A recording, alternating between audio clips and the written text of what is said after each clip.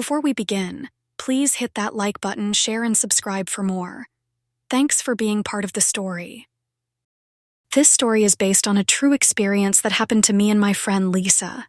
It took place about 3 years ago. Lisa and I had been close friends since our student days. After graduation, life took us in different directions. I moved back to my hometown city to start working, while Lisa stayed behind and found a job in the same province where we had studied. Since we had both majored in nursing, we kept in regular touch despite the distance. Sometime later, circumstances brought me back to that province. The hospital where I was working had assigned me to assist at a hospital there for a couple of months. Since I needed a place to stay during that time, I reached out to my friend Lisa for help finding somewhere nearby. Although the hospital where I was temporarily assigned offered free accommodation, it was a women-only dormitory.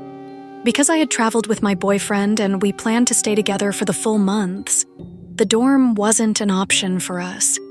That's why I turned to Lisa for help. When I first asked her, she admitted she wasn't very familiar with rental housing in that district. Even though she was from that province, she had never actually visited that particular area. It was quite far from her hometown. Still, because we were close friends, she didn't want to turn me down. She agreed to help without hesitation. A couple of days later, Lisa invited another friend of hers to join her, and together they set out to look for a rental house for me. Once they arrived, they realized the district was quite small and remote, making it harder than expected to find available rentals. They drove around for quite a while until finally spotting a house with a "House for Rent" sign posted out front. The house seemed nice. It was close to the main road but set back a bit, giving it a sense of privacy. The yard was full of lush, densely planted fruit trees, creating a shady, peaceful atmosphere. The entire property was fenced in, and surprisingly, there weren't any other houses nearby. Not even one. Lisa noted that the house was only a few miles from the hospital where I'd be working. Thinking it looked promising, Lisa called the number listed on the sign. A man answered and told her to wait. He'd be there shortly. About 15 minutes later, a young man, probably in his mid-20s, arrived. He introduced himself as the owner and offered to show them the inside of the house. Lisa and her friend followed him inside. Later, Lisa told me that as soon as they stepped through the door, her friend grabbed her arm tightly, their face noticeably unsettled. Lisa could tell something was wrong, but she didn't say anything at the time and continued looking around the house. Inside, the house was very clean. There was a large hall with a TV, a refrigerator, and a fan, but no separate bedrooms. The most unusual feature was a massive rectangular concrete block built right in the center of the house. Its sides were decorated with floral patterned tiles, and on top of it lay a thick mattress. Lisa realized it was meant to be a bed, but it struck her as very odd. She had never seen a concrete block used as a bed frame before. Just from seeing it, Lisa could immediately tell that the concrete bed had been built very recently. Everything still looked incredibly new. After taking a walk around the property, Lisa asked the young man, the owner of the house, about the rent. He told them the rent price, which included water and electricity. What surprised them even more was that there was no need to pay anything up front on top of the already low price. They could start paying after staying a full month. My friend Lisa couldn't help but wonder, why is the landlord being so generous? The rent was already so cheap, and now this offer?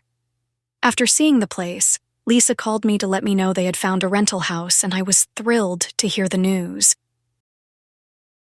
About a week later, my boyfriend and I arrived, and Lisa took us to see the rental house. The moment I saw it, I fell in love. I've always enjoyed peace and quiet, and this house felt so private and secluded. It was perfect for us. We moved in and began unpacking our things. After finishing up, we went out for dinner and returned home around 6 p.m. That evening back at the house, I started to feel something strange. It felt like my boyfriend and I weren't alone. Every time we walked around inside, I had the sense that someone was watching us, like a pair of unseen eyes were fixed on us at all times. Still, I tried to brush it off. We were both tired from the trip, and once we went to bed, we quickly fell asleep. I don't know how long I had been asleep when I suddenly jolted awake. A woman's voice whispered right into my ear, "Why are you sleeping on top of me?" Terrified, I immediately shook my boyfriend awake and told him what had happened. It was around 3 a.m. He tried to calm me down, saying it was probably just a bad dream. I tried to fall back asleep and somehow made it through the night. The next morning, I went to work at the new hospital, leaving my boyfriend alone at the house. But before long, he too began to feel uneasy. He said that the entire time he was in the house, he felt tense, like someone was constantly watching him. He couldn't take it anymore, so he left the house and waited at the hospital where I was working until I got off at 5. Neither of us knew that just 2 nights in that house would be enough to make us want to leave for good. That night, after we returned home, we went about our routines and went to bed around 10 p.m. I fell asleep, but again, I woke up, unsure of how long I'd been asleep, feeling like someone was walking around and around the bed. Then I heard the voice again, echoing through the house. "Why are you sleeping on top of me?" I opened my eyes, and what I saw left me paralyzed with fear. At the foot of the bed stood a man and a woman, both around 50 years old. The woman kept repeating the same thing over and over in an angry voice. "Why are you sleeping on top of me? Get out of my house." I couldn't move. My entire body froze. I tried to call out to my boyfriend, but no sound came out. All I could do was shift my eyes and stare at the 2 figures standing there. They looked horrifying.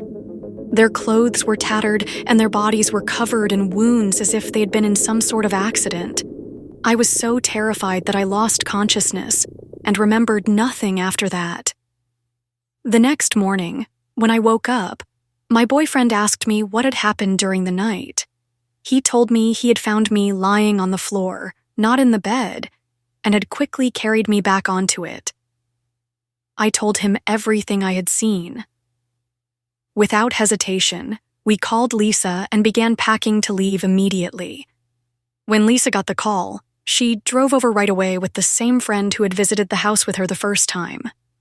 On the way there, her friend, who claimed to have a special sense, revealed something she hadn't mentioned before. On the first day they visited the house while walking around, she had seen a man and a woman standing outside the window. She wasn't sure if they were real people, but when she turned to look again, they had vanished. When Lisa and her friend arrived, they found us waiting in the car by the roadside, too afraid to stay inside the house. That's when Lisa decided to call the young man, the owner of the house, to complain. He came right over. I told him everything. After he listened to the whole story, he simply sighed. Then he shared his side of the story. He said the house used to be where he lived with his girlfriend, along with his uncle and aunt. Both the uncle and aunt loved that house dearly and were very attached to it. One day, before leaving to run some errands, the aunt said something strange. "If I die, don't cremate me. I want to stay in this house." The young man was puzzled. He didn't understand why she said something so odd. It was customary to cremate the body, and going against that tradition was unusual. And why would she bring it up so suddenly? But then, tragedy struck. That very same day, his uncle and aunt were in a car accident, and both of them died. As he made preparations for the funeral, he heard a whisper carried by the wind. It was his aunt's voice, softly saying, "Don't cremate me. I want to stay here at home."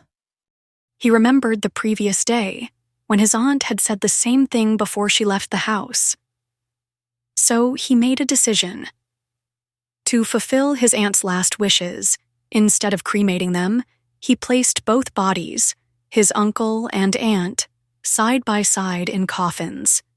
Then he hired workers to cover the coffins with cement, shaping it into what looked like an ordinary concrete bed. And that's where it gets chilling. The bodies of his uncle and aunt were buried inside the base of the cement bed, the very one my boyfriend and I had been sleeping on. When I heard that, I was stunned. So was everyone else. None of us had ever imagined there would be bodies of the former owners hidden under our bed. The young man apologized, saying that he and his girlfriend couldn't bear to live there anymore. But they were afraid that if the house sat empty, it would fall into ruin. So they decided to rent it out and make some extra money. Since then, people had rented the house, but no one had stayed long. Everyone eventually encountered the spirits of the uncle and aunt. After hearing all of this, I made the decision to move into the dormitory provided by the hospital. I requested permission for my boyfriend to stay with me for the couple of months I would be working there. Thankfully, the dormitory approved it. While the dorm was a bit noisy and not the most comfortable, it gave me peace of mind. Far better than staying in that house in the deserted place.